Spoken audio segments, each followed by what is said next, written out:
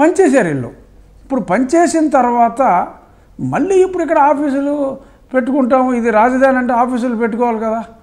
మరి వీళ్ళకి ఒక చిన్న 3 జిల్లాలని పరిపాలించడానికే 5 లక్షల ఎస్ఎఫ్టీ కావాలన్నారు మొన్న. విశాఖపట్నంలో ఆ అటవీ ప్రాంతాన్ని అభివృద్ధి చేయాలంటే జగన్మోహన్ రెడ్డి గారు ఆయన దగ్గర ఉంటే ఒక 5 లక్షల ఎస్ఎఫ్టీ కావాలన్నారు. అంటే ఇప్పుడు 5 లక్షల ఎస్ఎఫ్టీని ఇక్కడ అద్దెకి తీసుకుంటారా? మళ్ళీ కడతారా? కట్టాలంటే డబ్బులు ఉన్నాయా? అసలు అడగడానికి బుద్ధి ఉందా వీళ్ళకి? అసలు చిత్తశుద్ధి ఉందా? అంటే ఒక రాజధాని అమరావతిని ఎక్కడికక్కడ ఉన్న బిల్డింగులు ఉన్నట్టు ఆపేశారు, రోడ్లన్నీ తవ్వుపోయారు వాళ్ళ ఎంపీలు వీళ్ళందరూ కలిసి. దాన్ని కంటిన్యూ చేసుంటే సరిపోయేది.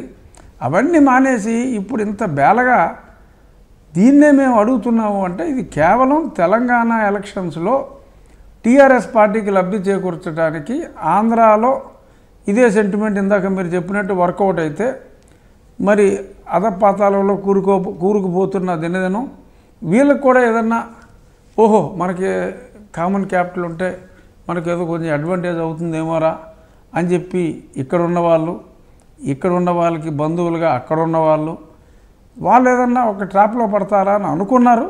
కానీ రెండుకి చెడ్డ రేవడిగా ఇటు టీఆర్ఎస్ వాళ్ళు అటు వైసీపీ వాళ్ళు అయిన తర్వాత ఇప్పుడు 4 ఖర్చుకుని అలా కరెక్టివ్ స్టెప్స్ తీసుకుంటున్నారు. కానీ నో వన్ వుడ్ కన్సిడర్ వీళ్ళు ఎంత పనికి మాలిన వేధవాలో ప్రజలకైతే వాళ్ళు ఎక్స్ప్లెయిన్ చేసుకున్నారు. అందుకు ఒక రకంగా ప్రతిపక్షాలకి కాస్త ఒక ఆయుధం అందించారు, ఒక వజ్రాయుధాన్ని అందించారు. ఇది అంటే ఇది జగన్మోహన్ రెడ్డి కంపెనీ.